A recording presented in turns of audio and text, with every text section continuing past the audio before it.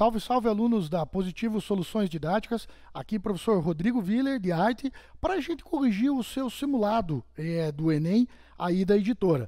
Mas antes de irmos para as questões, efetivamente, né, do simulado, queria chamar a sua atenção para aquilo que de mais importante apareceu no seu simulado. Se você for um aluno bem atento, você vai reparar que praticamente todo o seu simulado foi a respeito de um assunto chamado Renascimento, a Renascença, né? Uma das épocas mais importantes da história da humanidade, não só da história da arte, beleza? Então vem aqui comigo para a gente pensar um pouquinho a respeito desse grande período, né, tão importante aqui, chamado Renascimento, beleza? O Renascimento ele vai surgir a partir de um período, então, que muitos costumam chamar, né, de Idade das Trevas. Um período de quase 1000 anos, aí, basicamente, que vai existir desde a queda do Império Romano do Ocidente, que vai acontecer em 476, como você estuda lá em História, até a queda do Império Bizantino, o Império Romano do Oriente, que vai acontecer quase 1000 anos depois, em 1453. O que acontece, né, e a arte ajuda bastante a gente a entender esse período, que nessa época aqui, de 476 a 1453, tivemos uma arte muito ligada à religião. Aliás, uma arte só não, uma sociedade muito ligada à religião. Tínhamos um período que a gente chama de teocêntrico. Teo, Deus, cêntrico, centro. Então, Deus no centro de todas as coisas. Então, é claro que tudo, inclusive a arte, a arquitetura, a pintura, a escultura desse período aqui, foram muito ligadas, então, à religião cristã, né?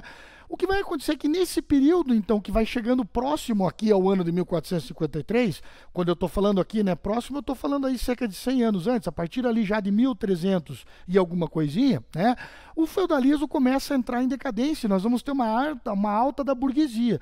Ou seja, esses grandes comerciantes aí das grandes cidades vão renovar, vão renascer o comércio e vão fazer com que as cidades então comecem a ter uma vida, né, mais interessante. A partir de Florença, na Itália, então, vai nascer um período então, né, de renascimento então cultural e econômico que meio que vai uma coisa complementar a outra, né? Tanto é que são esses grandes burgueses, comerciantes, bancários, né, toda uma gama então de comerciantes que ganham bastante dinheiro nesse período aqui, que vão depois acabar sendo os maiores apoiadores da arte desse momento. Você já deve ter ouvido falar da figura dos mecenas, que eram aqueles caras que patrocinavam, então, exatamente, né, o trabalho, então, dos artistas, beleza? O que começa a acontecer a partir aí dos anos 1300 é que o ser humano começa a pensar o ser humano. Nós vamos viver dentro, né, da arte e até mais, até da literatura nesse período aqui, um período que a gente chama de humanismo. E o próprio nome já diz, né, já esconde aí por trás quais eram as principais motivações desses sujeitos aqui. Pensar o ser humano. Então o humanismo vai acabar, né, originando o renascimento, o acordar, o despertar da arte, do comércio, da filosofia e da ciência depois desses 1000 anos então aqui de trevas, né? Beleza. Então a partir desse momento aqui, né, nós vamos começar a ter não mais Deus no centro de todas as coisas, e sim o ser humano. O homem passa a ser o novo centro do universo. Então a gente deixa de ter um mundo teocêntrico para ter um mundo então antropocêntrico. Veja, o antropocentrismo então em alta, enquanto o teocentrismo está em baixa. Beleza, entendi, professor, mas por que você está dando aula de história e não está falando de arte? É que aí uma coisa está completamente ligada à outra, né? Vamos pensar que esse período aqui do Renascimento, exatamente para negar essa influência anterior da religião, vai buscar a sua inspiração lá no mundo antigo. E isso, inclusive, dentro do mundo da arte também. Então, a escultura, a pintura, a arquitetura desse momento aqui vão ter tudo a ver com esses dois caras aqui, né? Com a Grécia e com a Roma Antiga, que são os maiores inspiradores, então, aqui dos renascentistas.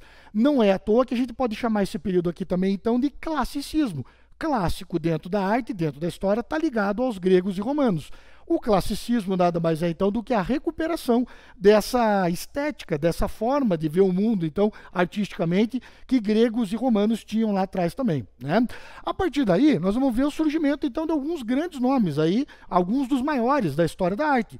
Gente como nada mais, nada menos que o Leonardo da Vinci, o Michelangelo, Rafael Sanzio, Donatello, vai ter muita gente nesse período aqui que são os responsáveis por fazer belíssimas esculturas, afrescos, pinturas e inclusive, né, também arquitetura desse período aqui também, né?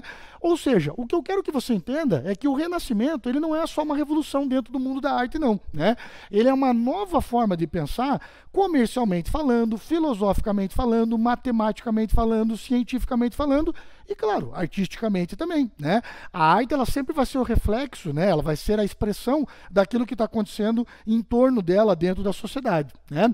É por isso, então, com essa subida, então, ao poder, digamos assim, com essa volta ao poder, então, aí do homem no centro de todas as coisas, que a arte vai renascer a partir, então, desse momento aqui. Beleza? Por isso eu quero que você entenda, né, que o assunto mais top, com toda certeza, dentro aí do seu simulado, sobre o qual vão versar a maior parte das questões, é esse período que a gente chama de classicismo ou de renascimento. Beleza?